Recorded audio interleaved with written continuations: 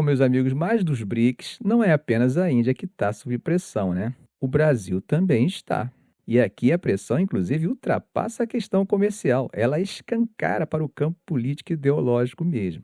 No caso brasileiro, por enquanto, as previsões são de tarifas de 50% para que nossos produtos entrem no mercado americano. E a justificativa, em geral, é que as tarifas são apresentadas como necessárias para proteger a indústria americana. O governo brasileiro, embora tenha feito gestos de que estaria disposto a negociar, comparou a postura de Trump a uma chantagem e chamou o ex-presidente americano de um imperador indesejado no cenário global. Em meio a tudo isso, o Brasil disse estar aberto para negociar um acordo comercial, mas deixou claro que as críticas de Trump sobre o julgamento de Bolsonaro são vistas como uma ameaça à soberania e à independência da justiça brasileira. Bom, gente, mas isso não surpreende tanto, né? Afinal, Trump já fez algo parecido com os juízes responsáveis por investigar seu também aliado político em Israel, o Netanyahu, a quem ele chama carinhosamente de Bibi. Então, e ignorando qualquer pressão dos Estados Unidos, ontem o STF, por meio do ministro relator do processo, decretou a prisão domiciliar de Bolsonaro por obstrução à justiça após o réu descumprir medidas cautelares. Bom, gente, mas o que interessa aqui é que esse fato, considerando as falas de Trump, vai tornar as negociações entre Washington e Brasília mais tensas e demoradas. Mesmo assim, os efeitos econômicos para o Brasil, por enquanto, parecem limitados. Sim, porque enquanto o México e Canadá dependem fortemente dos Estados Unidos, cerca de 75% das exportações deles vão para lá, o Brasil vende só 12% de seus produtos para o mercado americano. Em contraste, as exportações brasileiras para a China dobraram de valor na última década e hoje representam, gente, 28% de tudo que o país exporta. E com as isenções que vieram na ordem executiva assinada por Trump na semana passada, incluindo aeronaves, energia e suco de laranja, essa tarifa de 50% vai atingir apenas 36% do valor das exportações brasileiras para os Estados Unidos. Isso segundo a estimativa de Brasília, tá?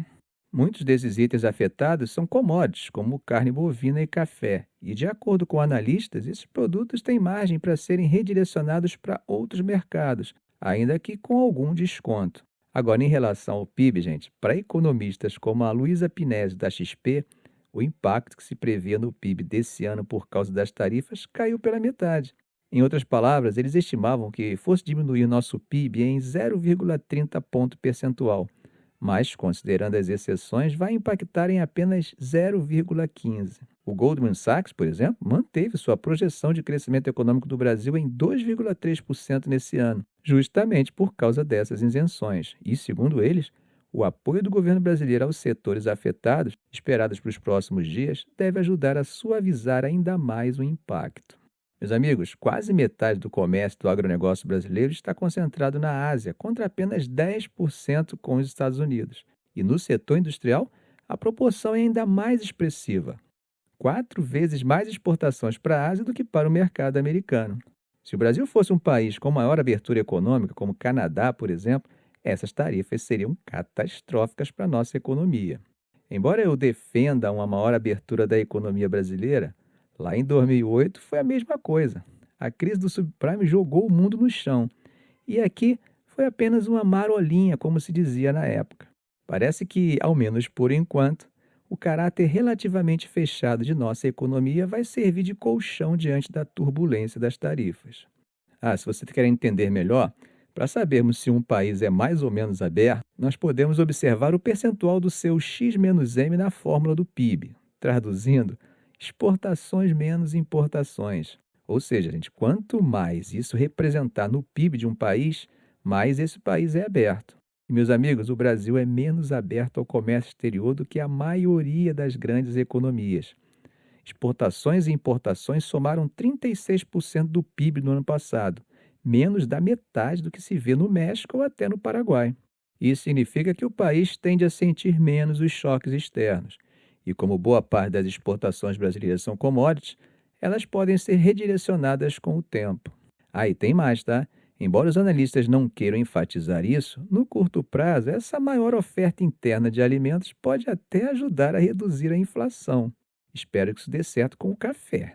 Com isso, gente, o Banco Central pode acabar encontrando espaço para começar a afrouxar a política monetária antes do previsto, né? embora na ata de ontem eles tenham apontado cautela e manutenção nos atuais patamares. Segundo analistas ouvidos pela Reuters, mesmo com as tarifas entrando em vigor, a perspectiva de crescimento do Brasil em 2026 seguiria praticamente intacta, entre 1,6% e 1,7%. Mas, claro, tudo vai depender se o apoio do governo aos setores atingidos forem bem direcionados, né? O Banco Central também alertou nesta segunda-feira que, embora os efeitos macroeconômicos ainda estejam indefinidos, os impactos em setores específicos podem ser bem grandes. E tudo vai depender da forma como o mercado e as negociações se desenrolarem. Segundo Flávio Ataliba, que é pesquisador da FGV, o Brasil é um país de dimensões continentais e os efeitos vão ser bem diferentes entre as regiões. O Nordeste, por exemplo, tende a ser mais atingido porque exporta produtos de baixo valor agregado e que dependem muito de mão de obra, como frutas frescas, frutos do mar, têxteis e calçados. E todos esses itens vão pegar a tarifa cheia de 50%. Bom, gente, todas essas previsões ainda precisam passar pela imprevisibilidade de Trump.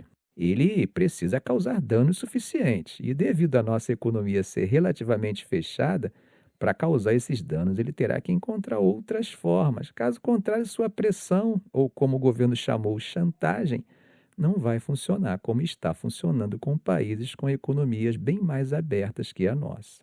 Ficamos por aqui. Se esse vídeo foi útil a você, faça um comentário, compartilhe em suas redes sociais, dê um like. E é claro, se ainda não for inscrito, inscreva-se no canal e ative o sininho para não perder os próximos vídeos. Ok, gente? Um grande abraço do professor Arão Alves.